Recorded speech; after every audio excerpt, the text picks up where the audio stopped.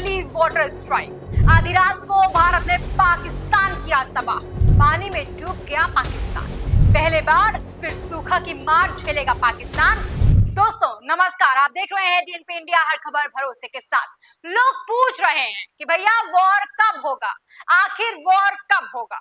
युद्ध तो तब करने में मजा आए जब दुश्मन थोड़ा मजबूत हो, थोड़ा तैयार हो।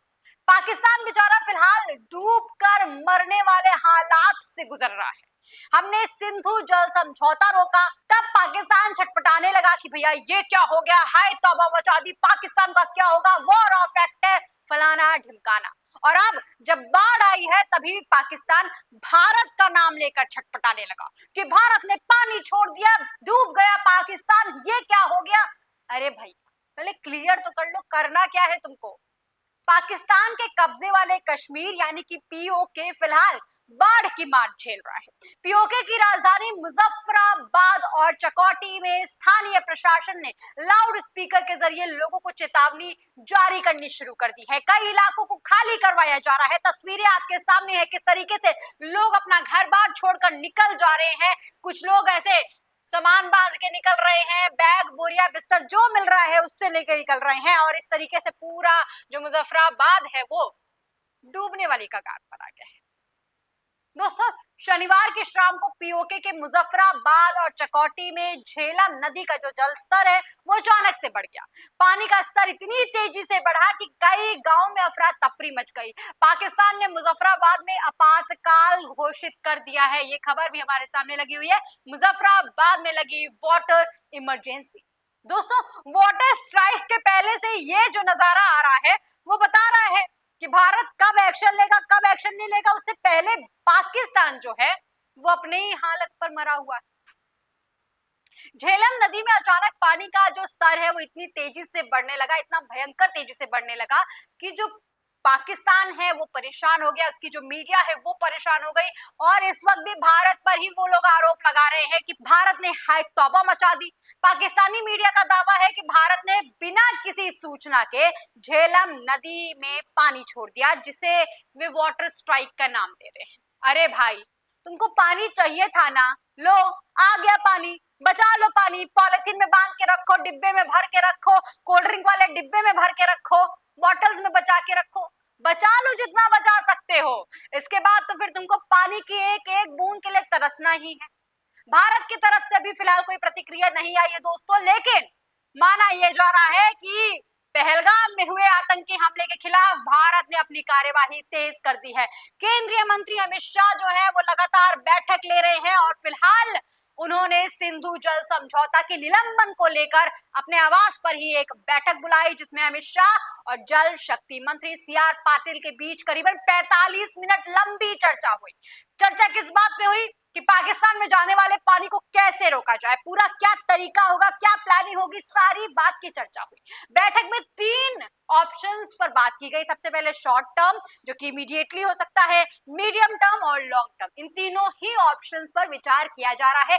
किस पर फैसला होगा और फैसला आने के बाद से तुरंत इस पर कार्यवाही शुरू कर दी जाएगी।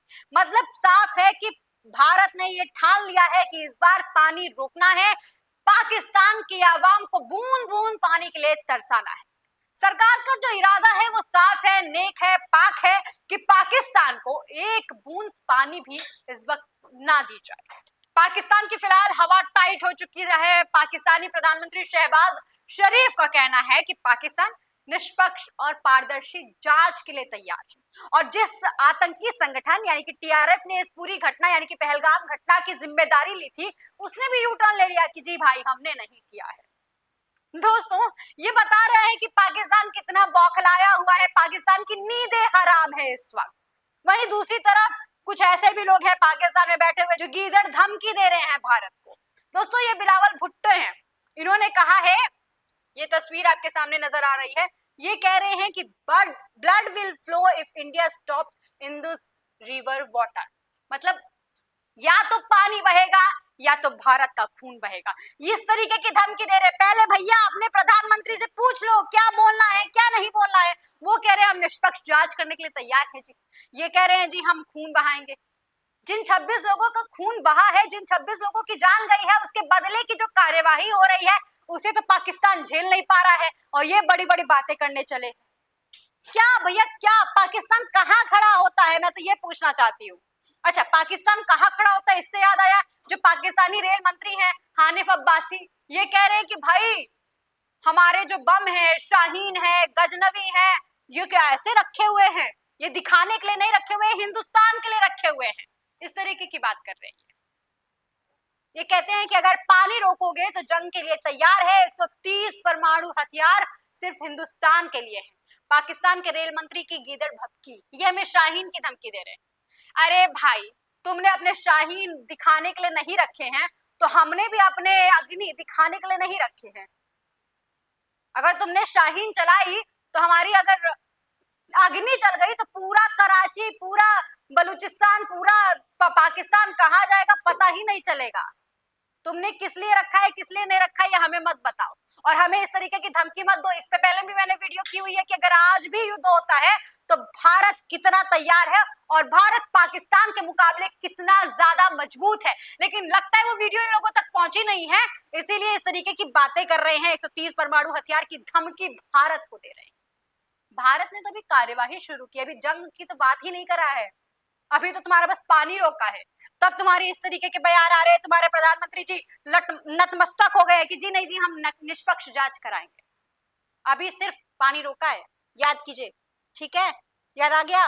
नहीं याद आया? कोई बात नहीं, कार्यवाही होगी तो पता ही चल जाएगा। दोस्तों, कभी बाढ़, कभी सूखा, कभी बीएलए, कभी टीटीपी, इनसे ही नहीं निपट पा रहा है पूरा पाकिस्तान, और ये हमें शाहीन और गजनवी की धमकी दे रहे हैं। शाहीन और गजनवी की धमकी देने वाले भारत के अग्नि, राफेल, तेजस, इन तमाम चीजों की जब ताकत जानेंगे ना तो शायद क्या करेंगे आपको भी नहीं पता चला है।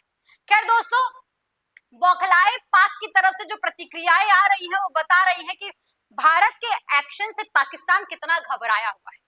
पाकिस्तान ने इस पूरी घटना को भारत की जानबूझकर की गई साजिश करार दिया है। पाकिस्तानी अधिकारियों का आरोप है कि भारत ने बिना ही किसी सूचना के झेलम नदी में पानी छोड़ दिया, तो सिंधु जल संधि का उल्लंघन किया गया है।